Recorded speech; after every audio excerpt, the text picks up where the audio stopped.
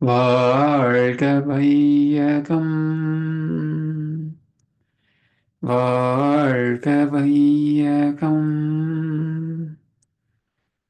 வாழ்க வளமுடன்.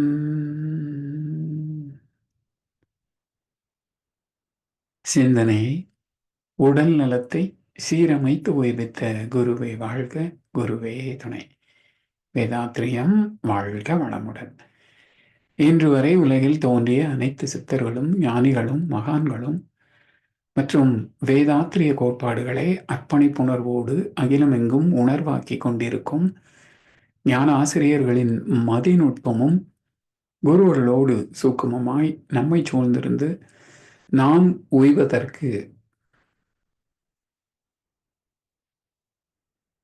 உய்வதற்கு துணை நிற்குமாக என்று சங்கல்பித்துக் கொண்டு இன்றைய தவ நிகழ்வை இறைவணக்கம் குரு வணக்கத்தோடு நாம் இனிதே துவங்குவோம். இறைவணக்கம் பாட அருள்நிதி ஸ்ரீராம் ஜேபி ஐயா அவர்களை அழைத்தமைவோம். வாழ்க வளமுடன் ஐயா. வாழ்க வளமுடன். இறைவணக்கம். ஆதியனும் பரம்பொருள்மை எழுச்சி பெற்று அணுவென்ற உயிராகி அணுக்கள் கூடி மோதி இணைந்து இயங்குகின்ற நிலைமைக்கேற்ப மூலகங்கள் பலவாகி அவை இணைந்து பேதித்த அண்ட கோடிகளாய் மற்றும் பிறப்பிறப்பிடை உணர்தல் இயக்கமாகி நீதி நெறி உணர் மாந்தராகி வாழும் நிலை உணர்ந்து தொண்டாற்றி இன்பம் காண்போம். வாழ்க வளமுடன். வாழ்க வளமுடன். குரு வணக்க பாடல் பாட அருள்நிதி சங்கரி செந்திலம்மா அவர்களை அழைத்தமைவோம். வாழ்க வளமுடன்மா. வாழ்க வளமுடன் ஐயா. குரு வாழ்க, குருவே துணை. இறை வணக்கம்.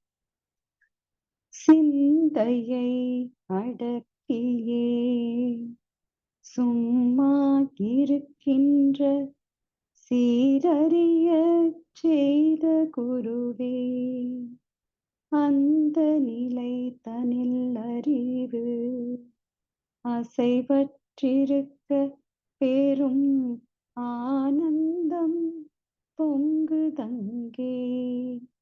இந்த பெரும் உலகமிசை எடுத்த பல பிறவிகளின் இறுதி பயனாகிய சந்ததமும் என்னை மறவாத சாந்த வாழ்வழித்தோர் என் சந்தோஷ செய்தி இதுவே குருவே, என் சந்தோஷ செய்தி இதுவே. குருவே, என்னை யான் அறிய வேண்ட இறைவா என் குருவாய் வந்தாய். என்னை யான் அறிய வேண்ட இறைவா என் குருவாய் வந்தாய். சென்னியில் சிந்தை வைத்தே சீர்த்தவம் உடையாய் செய்தேன். சென்னியில் சிந்தை வைத்தே சீர்த்தவம் முறையாய் செய்தேன். உன்னையே என்னுள் காட்டி உள் நிறைந்த அறிவாய் நின்றாய். உன்னையே என்னுள் காட்டி உள் நிறைந்த அறிவாய் நின்றாய். முன்னை சேர்வினை தூய்மைக்கே முயன்று அறநெறி வாழ்கின்றேன். முன்னை சேர்வினை தூய்மைக்கே முயன்று அறநெறி வாழ்கின்றேன். என்னை யான் அறிய வேண்ட இறைவாய் குருவாய் வந்தாய். என்னை யான் அறிய வேண்ட இறைவா என் குருவாய் வந்தாய், இறைவா என் குருவாய் வந்தாய், இறைவா என் குருவாய் வந்தாய். நன்றி. வாழ்க வளமுடன். தவம் துவங்குறதுக்கு முன்னாடி இங்கே குளிர் எனக்கு வந்து உடம்பெல்லாம் அப்படியே ரொம்ப கிடுக்கிடுன்னு ஆட்டிடுச்சு. என்னால் 2 வாரத்தை தொடர்ந்து பேசுறதுக்குள்ள ஒரு மாதிரி இருந்தது. அது நித்யானந்த தவம் இன்றைக்கு சரியாக அமைஞ்சது. நித்யானந்த தவம் முடிஞ்சதும் இந்த இப்போ சாதாரணமாக நிதானமாக இருக்குது. மகரிஷி வாழ்க வளமுடன் ஐயா. வாழ்க வளமுடன். நித்யானந்த தவம் வந்து எந்த மகரிஷி என்ன சொல்லியிருப்பாங்கன்னா, எந்த உடல் பகுதி ஏதாச்சும் பிரச்சனை இல்லைங்க அந்த இடத்தை நோக்கி அங்கே டவாட்டில் அங்கே போகிற மாதிரி கூட நீங்கள் இந்த மனதை செலுத்தி தவம் செய்தால் அங்கே இருக்கும் தடைகள் அந்த காண்ட ஓட்டம் சீராக அமையும். இப்போ நம்ம உடல் முழுவதும் கவனிக்கும் பொழுது உடல் முழுவதும் புத்துணர்ச்சி பெறும். நன்றிகள் ஐயா. இன்று நமக்காக அருமையானது நித்யானந்த தவம் நடத்திய அருள்நெறி அருளையா அவர்களை வாழ்த்துவோம். அருள்நெறி அருளையா அவர்கள் வாழ்க வளமுடன். அவர்களின் அன்பு குடும்பம் வாழ்க வளமுடன். அவர்களின் உடல் நலம், பொருள் வளம், மனவளம் மற்றும் அவர்களின் ஆன்மீக தொண்டு வாழ்க வளமுடன். வாழ்க வளமுடன். வாழ்க வளமுடன். இந்த ஞானக்களஞ்சிய கவிக்கு சிறப்பு விளக்கம் வழங்கிட ஞான ஆசிரியர் மூத்த பேராசிரியர் அருள்நிதி பழனிசாமி வேல்சாமி ஐயா அவர்களை அன்போடு அழைத்து அமைவோம். வாழ்க வளமுடன். வாழ்க வளமுடன் ஐயா. ஐயா, குளிர் அதிகமா இருக்கிற போது ஒரு சின்ன டிப்பு, இந்த ஓம் மந்திரம் இருக்கு இல்லையா, அது சொன்னீங்கன்னா உடம்பு வந்து ஹீட் ஆகும், குளிர் சமாளிக்க முடியும் ஓரளவுக்கு. அது எப்படி சொல்லணும்னா, அந்த ஓ என்ற எழுத்து வந்து குறைவாகவும், பிறகு வாயை மூடி இம் என்ற அதிர்வு வந்து அதிகமாக எடுத்துக்கணும். அதாவது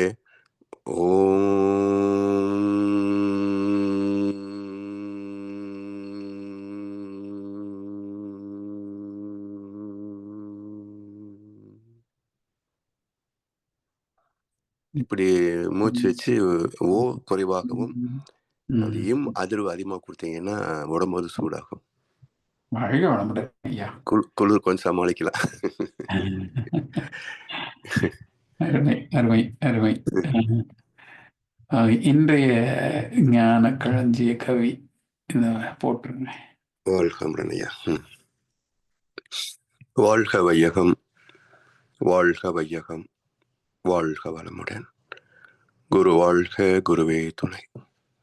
சான்ற பெருமக்களே, இன்றைக்கு காந்த தத்துவ பாடல், மெய்ப்பொருளே விண்ணாகி அலைநிலையில் காந்தமாய், மேலும் விண் அடர்த்தி நிலைக்கு ஏற்ப போதம் ஐந்துமாய், ஐயுணர்வாய் மெய்யுணர்வாய் அனைத்துயிராய் பெருகியே, அகம் அறிவாய் புறம் உடலாய் அடுக்கு தோற்றம் ஆச்சுது, செய்யும் தொழில் வளம் நோக்கம் காலம் இடம் ஒக்கவே, சீர்விளைவாய் காந்த வழி திகழும் அருளாற்றலை, வையகத்தில் வாழ்வோர்க்கு இன்பம் துன்பம் அமைதியும் வான் உணர்வாம் பேரின்பம் துய்ப்பதுணர்ந்து ஒய்குவோம்.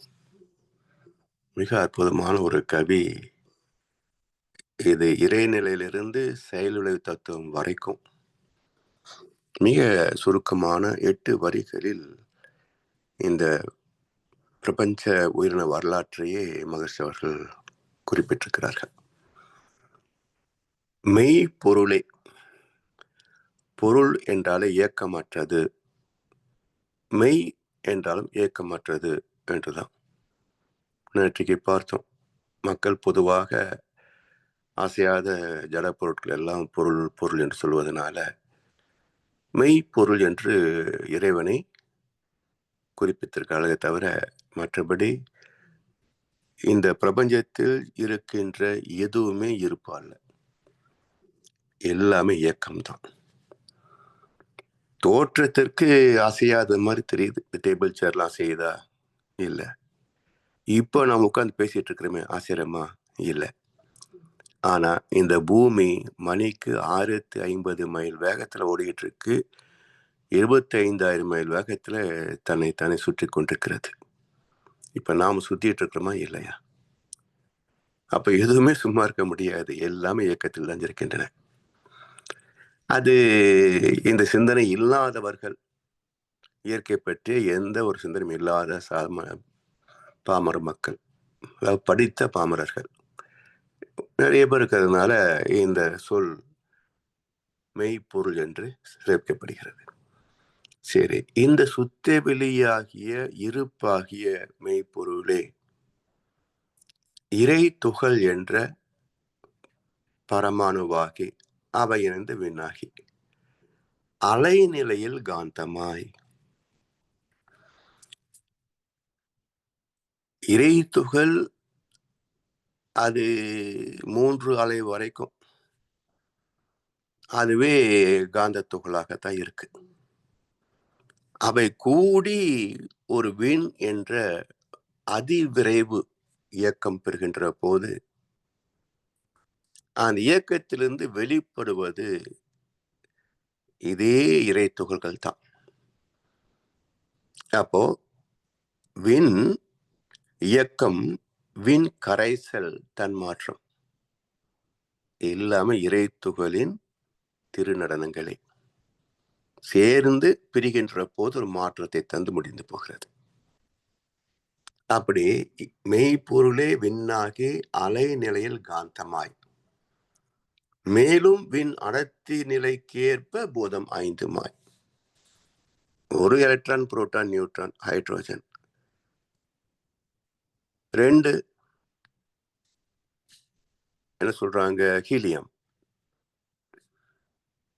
6 கார்பன், 16 ஆக்சிஜன், அது சேர்ந்த H2O, அது திணி பெற்றால் மண் கெட்டி பொருள். அப்போ அடர்த்தி நிலைக்கு ஏற்ப விண்ணின் ஸ்பெசிபிக் கிராவிட்டி அடர்த்தி நிலைக்கு ஏற்ப போதம் 5மாய் ஐயுணர்வாய் மெய்யுணர்வாய் அனைத்துயிராய் பெருகையே.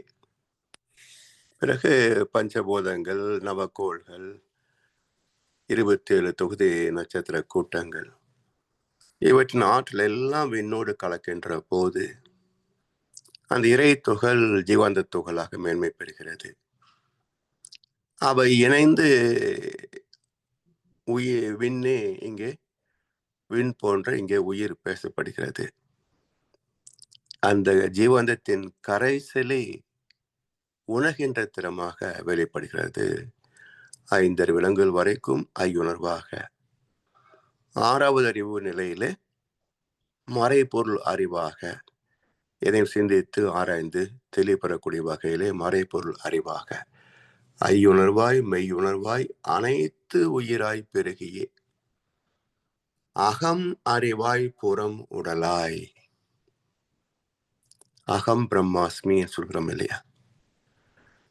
எந்த ஒரு இயக்கத்திற்கும் அகமாக உட்பொருளாக இருப்பது எது? இந்த அகம் என்ற சொல்லுக்கு உண்மை என்ற ஒரு பொருள் உண்டு. உள் அடங்கிய மெய், உண்மை. அப்ப அகம் பிரம்மாஸ்மி என்பதை மகாகவி பாரதியார் உண்மையின் பேர் தெய்வம் என்போம் என்றார். அதாவது ஒவ்வொரு இயக்கத்திலேயும் உள்ளடங்கி மையமாக அமைந்திருக்கின்ற இருப்பாகிய சுத்த வெளியின் பின்னமே.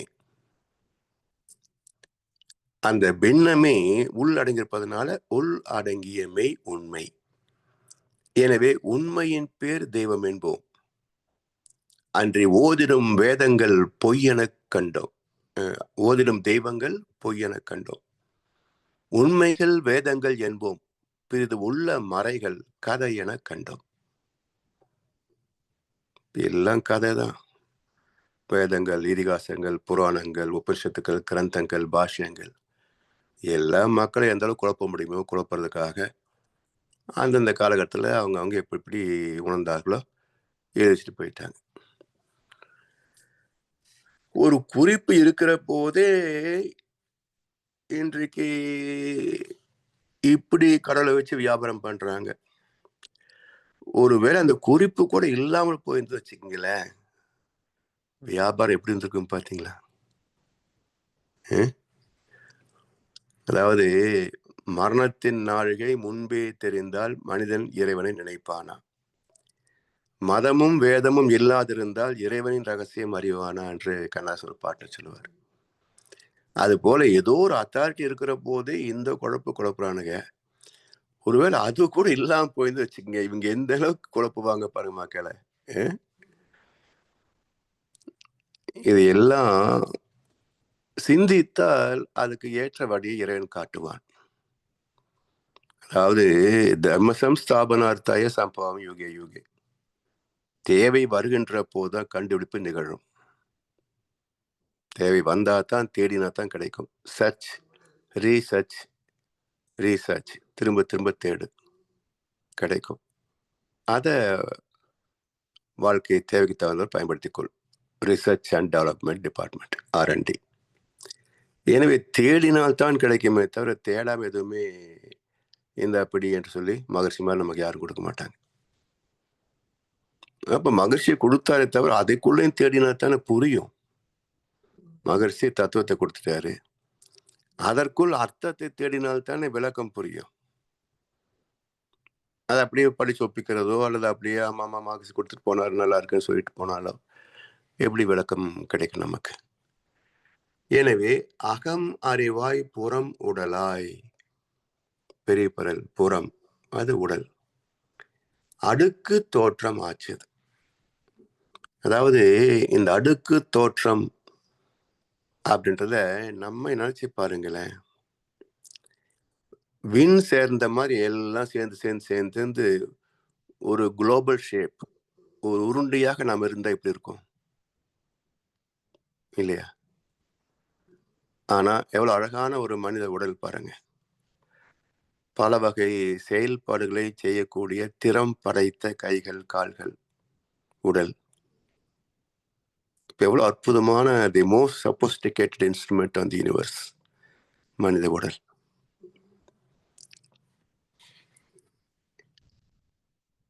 எல்லாமே அணுக்களின் அடுக்கு, சின்ன சிறு செல்கள் சேர்ந்து இணைந்து ஒத்துழைத்து சிந்தனை கெட்டா செயல்கள் சிறப்புடலில் நிகழ்த்துவன.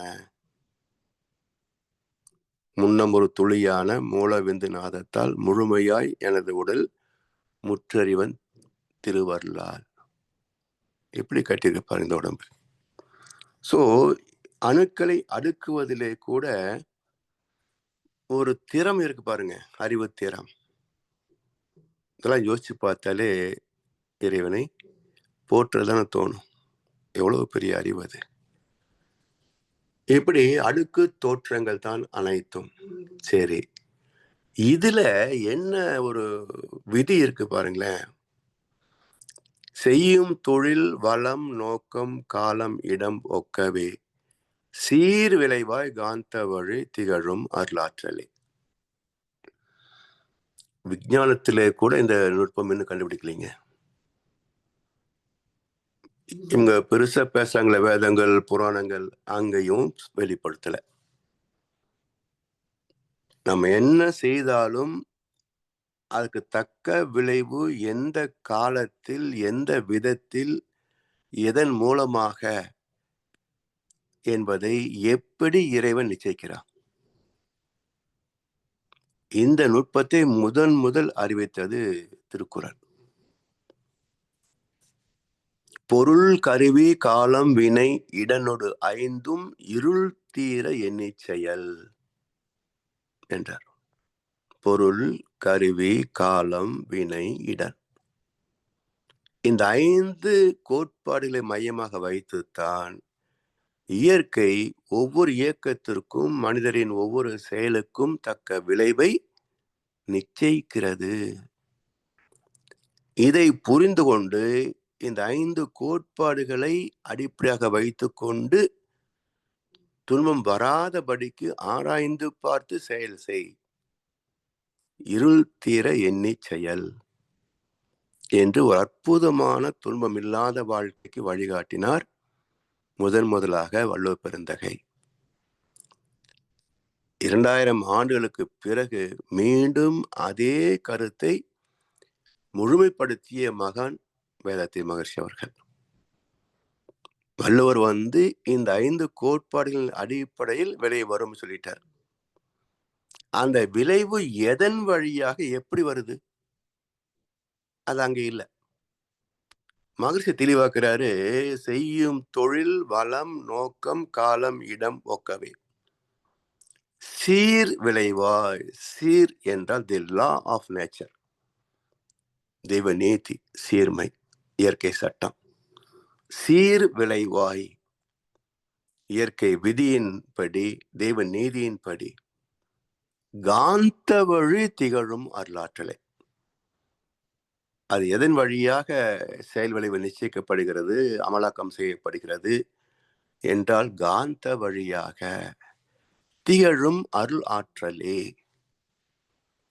அப்ப என்ன பண்ணுது? நேற்றைக்கு பார்த்த போல ஈர்த்து சுருக்கி காலத்தால் மலர்த்தும் சுழல் தட்டு போல அப்படின்னு ஒரு கவியை தந்திருக்கிறார் மகர்ஷி.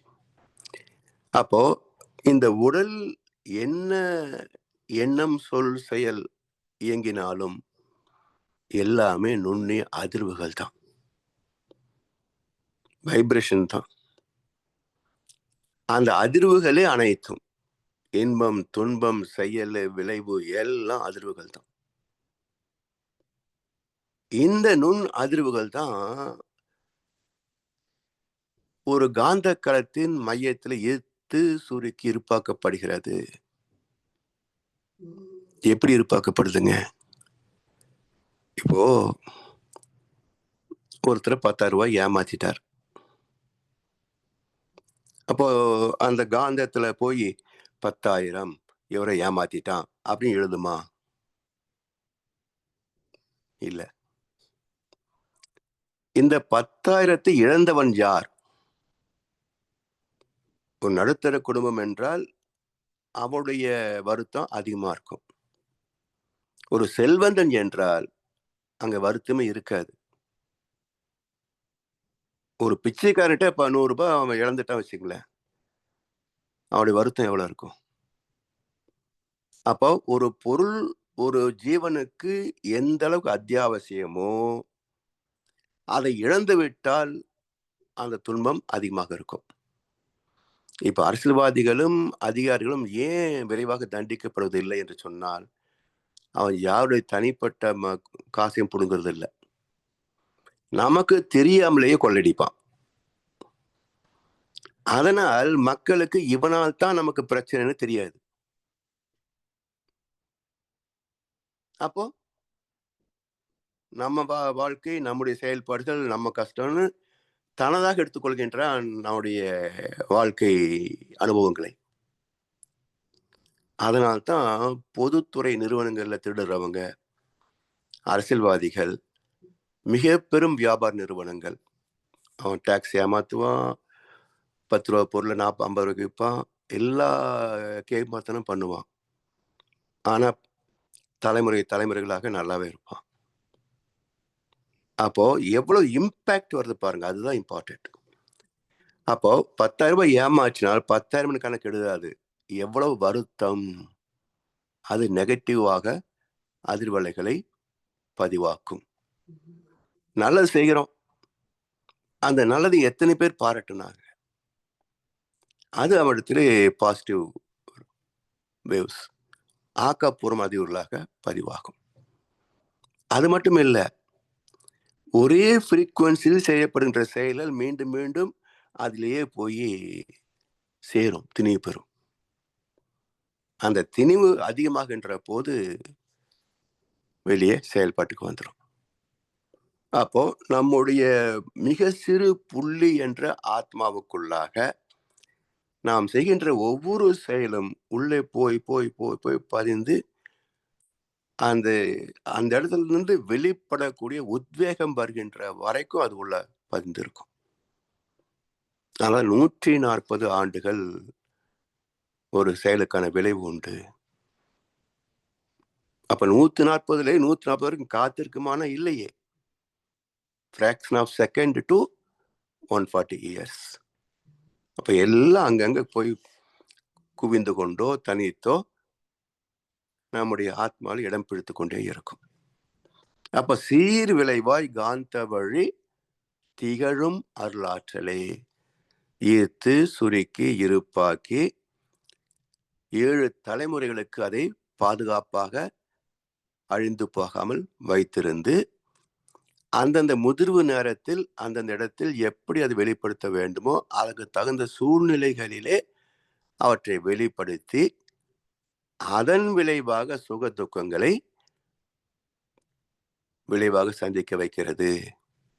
அப்ப சீர் விளைவாய் காந்த வழி திகழும் அருளாற்றலே வையகத்தில் வாழ்வோர்க்கு இன்பம் துன்பம் அமைதியும். வையகத்தில் வாழ்வோர்க்கு, இந்த பூமியில இந்த உலகத்துல வாழ்கின்ற ஜீவராசிகளுக்கு மனிதர்களுக்கு இன்பம் துன்பம் இவை எல்லாமே செயலுக்கு விளைவு. நீ ஒரு செயல் செய்யாம சுகத்தை பெற முடியாது. ஒரு செய்யாமல் துன்பமும் வராது. அப்போ இன்பம் துன்பம் என்பது செயலுக்கு விளைவு. அமைதி பேரின்பம் என்பது செயலற்ற நிலைக்கு விளைவு. இது செயலுக்கு விளைவு, அது சும்மா இருப்பதன் விளைவு. அப்ப சும்மா இருந்தா என்ன விளைவு வரும் என்றால் அமைதி. உடல் அசைவு இருக்காது, மன அசைவு இருக்காது, அது அமைதி. இந்த அமைதியின் முழுமை நிலை பேரின்பம், சுத்தவெளி. எனவே சீர் விளைவாய் காந்த வழி திகழும் அருளாற்றலே, அருள் ஆற்றலே. அருள் என்றால் அரூபமாக உள்ளே அமைந்திருக்கின்ற சுத்தவெளியின் பின்னமாகிய துகள் அறிவு. இறைத்துகள் முதல் உயிர் துகள் வரைக்கும் மையத்தில் அடக்கம் பெற்றிருக்கின்ற அறிவு, அருள் ஆற்றலே. வையகத்தில் வாழ்வோர்க்கு இன்பம் துன்பம் அமைதியும் வான் உணர்வாம் பேரின்பம். விஸ்வரூப தரிசனம், வான் உணர்வு. இந்த பிரபஞ்சம், வானம் என்றால் இந்த உலகம் பிரபஞ்சம். அப்ப பிரபஞ்சத்தின் அளவுக்கு மனம் விரிகின்ற போது பெறக்கூடிய ஒரு பேரின்பம். விஸ்வரூபத்தை அகக்காட்சியாக பார்த்தால் எப்படி இருக்கும்? அதாவது மகாபாரதத்துல 4 முறை விஸ்வரூப தரிசனம் காட்டப்படுகிறது. முதல் தரிசனம் திருடனுக்கு தான், அயோக்கியனுக்கு தான். துரியனுக்கு தான் முதல் தரிசனம் கிடைச்சது. ஆனா அந்த சபையில இருந்த அத்தனை பேரும் பயந்து அலறிட்டாங்க. அப்போ இந்த உலகத்தின் தீய அலைகள் எப்படி இருக்கும்? அப்ப அதை காட்டி பயமுறுத்துவது, பயபக்தியை உருவாக்குவது. இது முதல் விஸ்வரூப தரிசனம் துரியோதனனுக்கு கிடைத்தது. இரண்டாவது விஸ்வரூப தரிசனம் சகாதேவனுக்கு கிடைச்சது. உன்னை நீதான் உணரா நின் வடிவம் தன்னை காட்டு, கலைந்திடுவல் யான் என்றான்.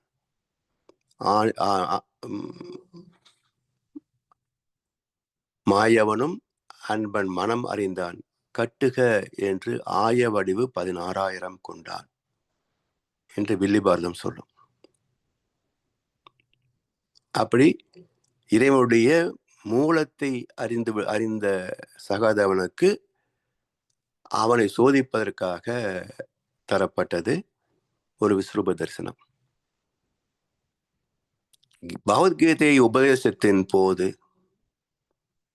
இறைவனின் பெருமைகளை விளக்கிச் சொல்வதற்காக அர்ஜுனுக்கு கிடைத்தது 3வது விஸ்வரூப தரிசனம். அவனும் பயந்துட்டான். இதெல்லாம் பார்க்கறதுக்கு பயமா இருக்கு, எப்பொழுதும் மனித வடிவத்திலே கண்ணனாக பார்ப்பேனே, அந்த வடிவமே எனக்கு மகிழ்ச்சியாக இருக்கிறது, அதனால் உனது விஸ்வரூபத்தை சுருக்கி மீண்டும் கண்ணனாகவே எனக்கு காட்சியளி என்றான். 4வது விஸ்வரூப தரிசனம் கர்ணனுக்கு கிடைத்தது. வலதுகை கொடுப்பது இடதுகை அறியாமல் வள்ளலாக வாழ்ந்தவன், கர்ம யோகியாக வாழ்ந்தவன் கர்ணன். அனைத்தையும் அள்ளி கொடுப்பதில்லை, கடைசியில இறைவனுக்கே அனைத்தையும் அர்ப்பணித்து விடுகின்றான். யான் செய் புண்ணியம் அனைத்தும் உதவினேன் கொள்க என்று தனது ரத்தத்தையே எடுத்து தாரை வார்த்து கண்ணனுக்கு தனது பாவ புண்ணியம் அனைத்தையும் தாரை வார்த்தான். அப்போ இறைவனே மகிழ்ச்சி அடைந்து தன்னை வெளிப்படுத்தி கொண்டான் விஸ்வரூப தரிசனமாக. அப்ப சொல்றான், உனக்கு என்ன வரம் வேணும் கேள், நீ எது கேட்டாலும் தருவேன் என்றான் கண்ணன். இப்போ கர்ணன் கெட்டவன் என்றால் என்ன கேட்டிருக்கணும்? துரியோதனுக்காகத்தான் நான் இவ்வளவு அவஸ்தைப்பட்டு வாழ்க்கையை அர்ப்பணித்தேன். அவன் வெற்றி பெற வேண்டும் என்பதற்காகத்தான் யுத்தத்தில் பிரவேசித்தேன். அப்ப துரியோதனை ஜெயிக்கணும்னு கேட்டிருக்கலாம் இல்லையா? இல்ல யாருக்கு பிறந்தவன் என்று தெரியாமலேயே பழி செயலிலே வாழ்ந்தவன், அந்த பழி நீங்களும் கேட்டிருக்கலாம். அதுவும் கேட்கல. ஒரு வரம் தேவையில்லை கிருஷ்ணா. ஏன்? உன்னை இந்த விஸ்வரூப தரிசனத்தை அனுபவிப்பதற்காக பூஜை புனஸ்காரங்கள், தவ முறை, தியானங்கள் என்று எத்தனையோ செய்றாங்க உலகத்துல. இதெல்லாம் எனக்கு ஒண்ணுமே தெரியாது, இதெல்லாம் நான் செய்யல. இப்படி எதுவுமே செய்யாமல் இப்போது உன்னுடைய திவ்ய தரிசனத்தை பார்த்து கொண்டிருக்கின்றேனே, இதை விட பேரின்பம் வேற என்ன வேண்டும்? அதனால் நான் நிறைவாகவே சாகிறேன் கிருஷ்ணா என்று சொல்லி உயிரை விடுகிறான். அப்போ அந்த பேரின்பத்தை யார் தூய்க்க முடிந்தது? கொஞ்சம் டேஸ்ட் பார்த்தவன் சாகாதவன், அதை முழுமையாக ருசித்தவன் கர்ணன். அர்ஜுனுக்கு அந்த பாக்கியம் கிடைக்கல, துரியோதனுக்கும் அது கிடைக்கல. அப்ப வான் உணர்வாம் பேரின்பம். இந்த விஸ்வரூப தரிசனத்தை பார்க்கின்ற போது அளப்பரிய ஒரு இன்பம் தோன்றும். சரி, இது யாருக்கு கிடைக்கும்? இப்ப கையை கோத்து கண்ணை மூடி தவம் பண்ணினா எல்லாரும் சக்திகளம் போயிடுவாங்களா, சிவகலம் போயிடுவாங்களா?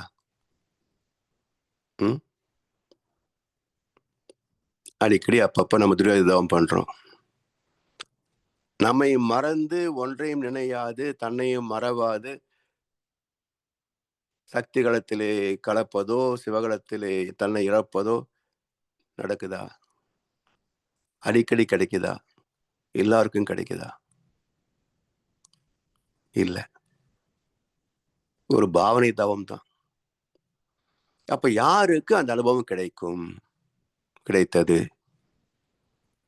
என்றால், வான் உணர்வாம் பேரின்பம் துய்ப்பதுணர்ந்து ஒய்குவோம். எதன் அடிப்படையில்?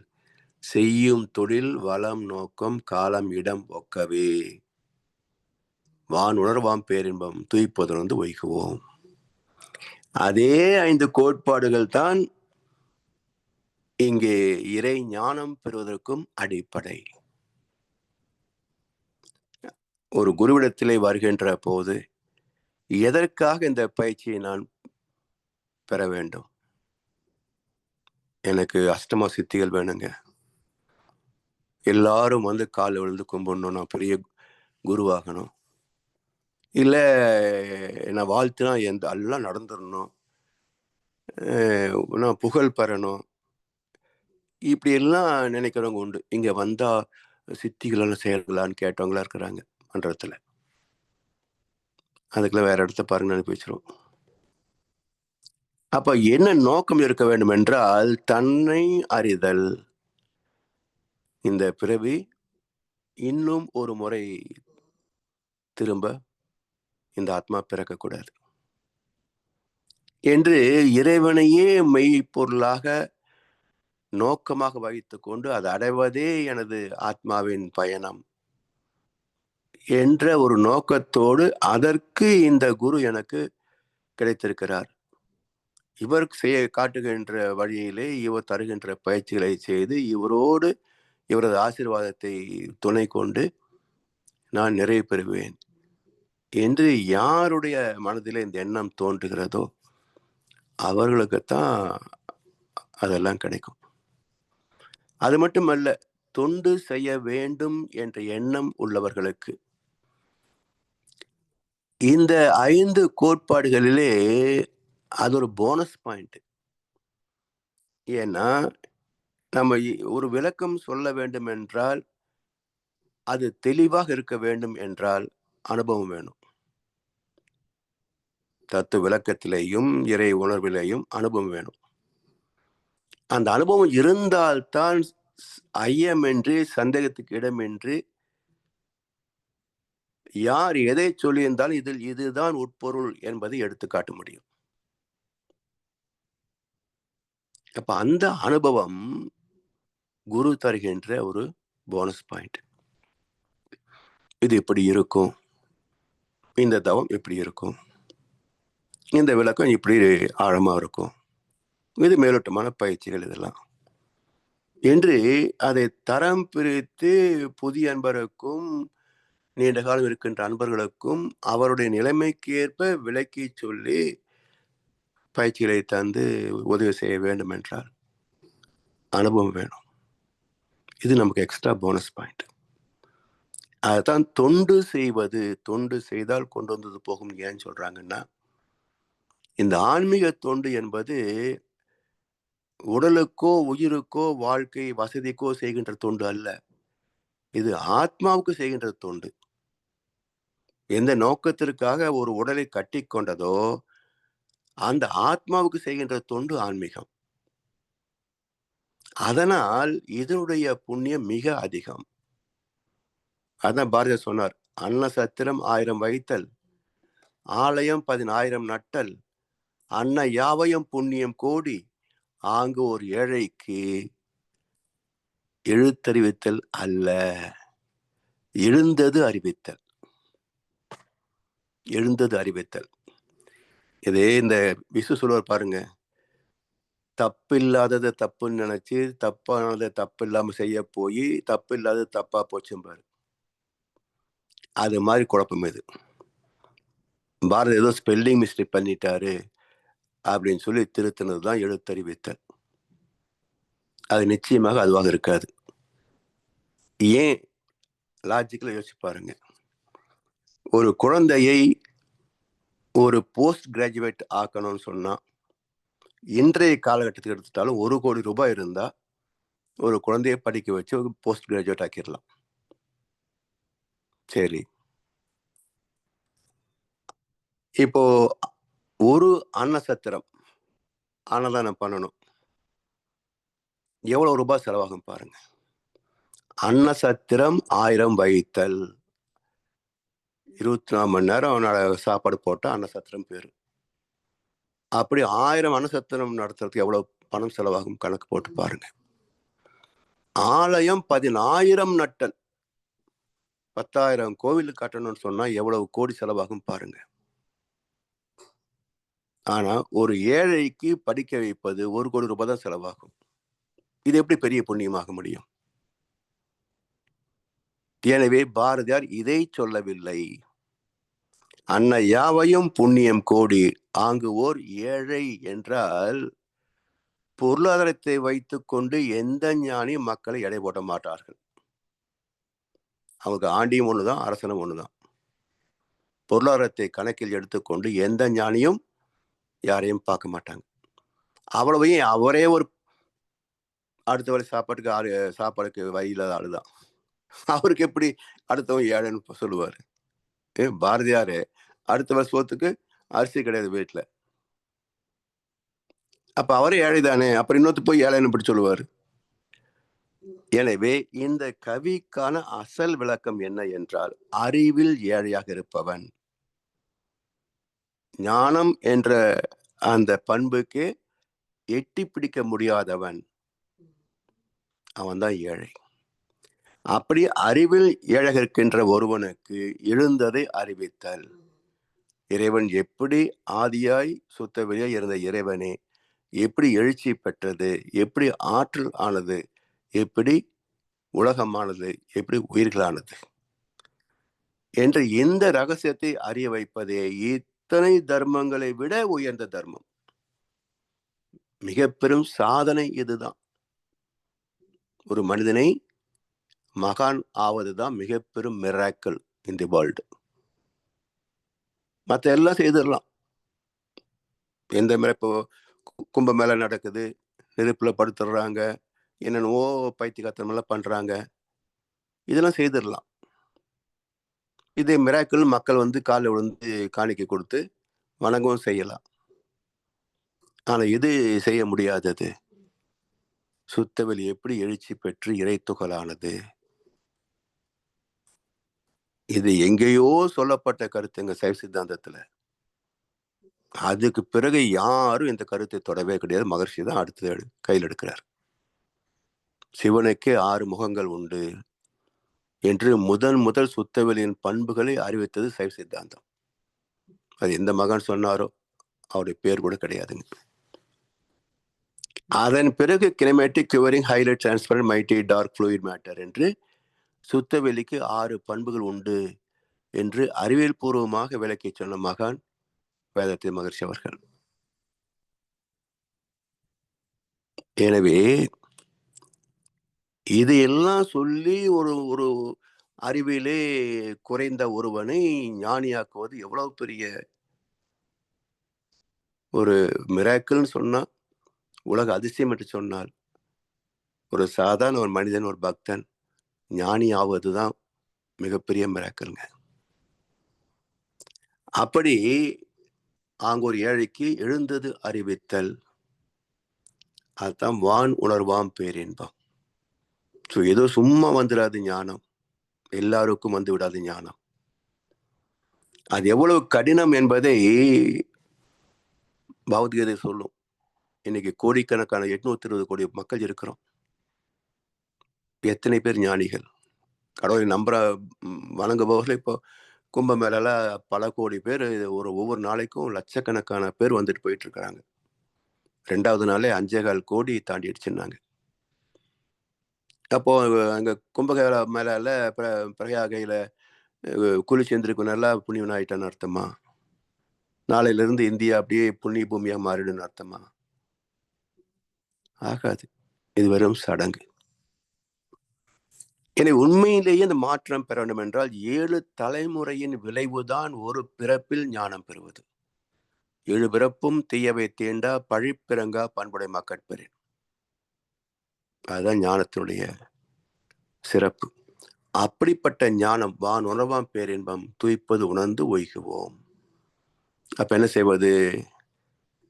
இந்த பிரிவில் ஞானம் வருமா வராதா என்றால், நம் கடமை அறவாழ்வின் நாட்டத்தே சிறக்கட்டும்.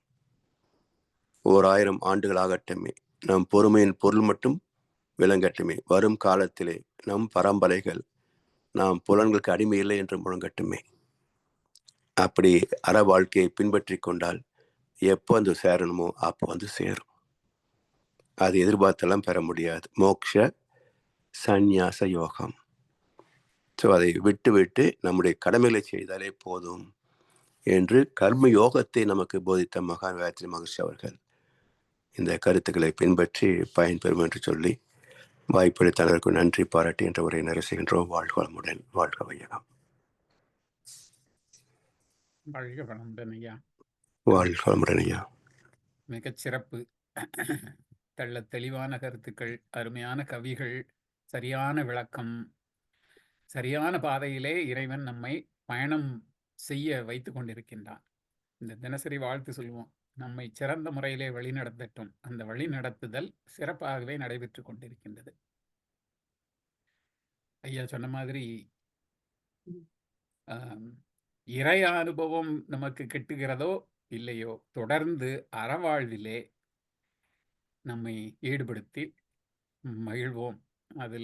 அதை தொடர்ந்து செஞ்சுக்கிட்டே இருப்போம். மற்றதெல்லாம் அது பாட்டு நடக்கும். இறைவன் சித்தம்னு மகானா பிறக்கிறதுக்கு நாம முடிவெடுக்கிறது இல்லை. இறைவனாக பார்த்து அந்த மகானை பிறக்க செய்வது அப்படின்னு ஒரு முறை சொல்லியிருந்தீங்க. அந்த மாதிரி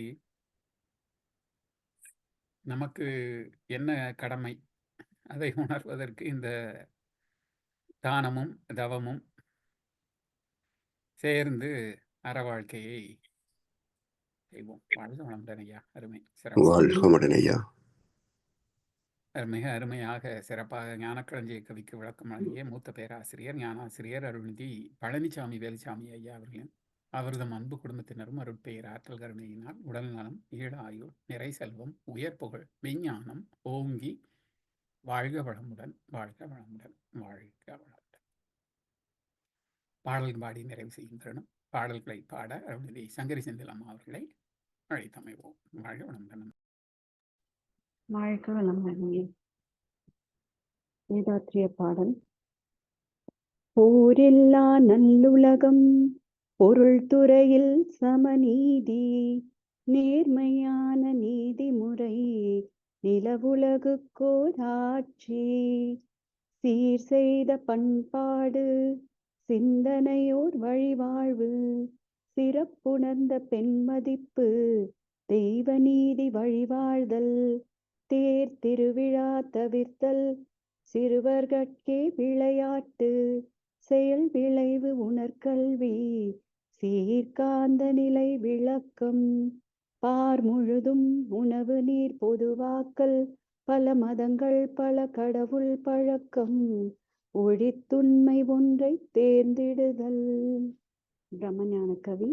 இறைவெளியே தன்னிருக்க சூழ்ந்தழுத்தும் மாற்றல், சூழ்ந்தழுத்தும் மாற்றல், இதன் திணிவு மடிப்பு விழ சுழலும் நுண்பின்னாம், நிறைவெளியில் விண் சுழல நெருக்குகின்ற உரசல், நெருக்குகின்ற உரசல், நிலைவெளியில் எழுப்புகின்ற நேரலைகள் காந்தமாம், மறைபொருளாம் காந்தம், தன் மாத்திரைகள் ஐவகை, தன் மாத்திரைகள் ஐவகை, மலைக்காதீர் விண்கூட்டம் மாபூதம் ஐந்துமாம், முறையாய காந்தலை மனமாம் உயிர்வுடல்களில், மனமாம் உயிர்வுடல்களில், மதி உயர்ந்தி உண்மை பெற மா பிரம்ம ஞானமாம், மா பிரம்ம ஞானமாம், மா பிரம்ம ஞானமாம்.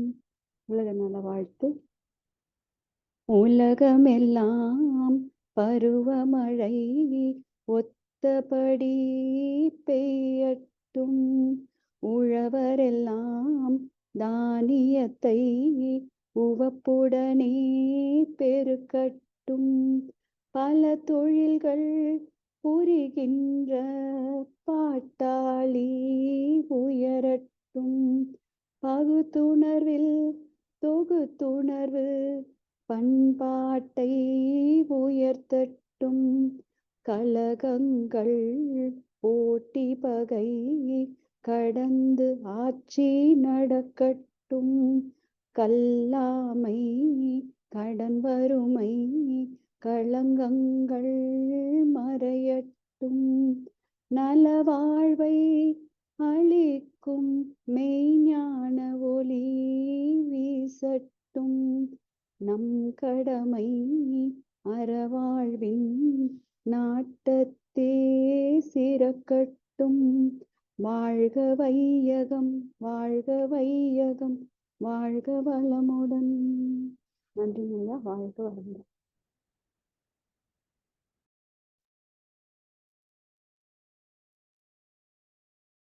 வாழ்க வளமுடன். இன்றைய தவத்தில் கலந்து கொண்ட நண்பர்கள், தவத்தை வெளிநடத்தியோர், நச்சிந்தனை வழங்கியோர், பாடலில் பாடியோர் அனைவரும் வாழ்க வளமுடன். அவர்களின் அன்பு குடும்பம், அவர்களின் உடல் நலம், மனவளம், பொருள் வளம், அருள் தொண்டு, ஆன்மீக தொண்டு, வாழ்க வளமுடன், வாழ்க வளமுடன், வாழ்க வளமுடன். இத்துடன் இன்றைய காலை தவம் நிகழ்வு மகிழ்வோடும் நிகழ்வோடும் இனிதே நிறைவு பெற்றது. இறையர்களும்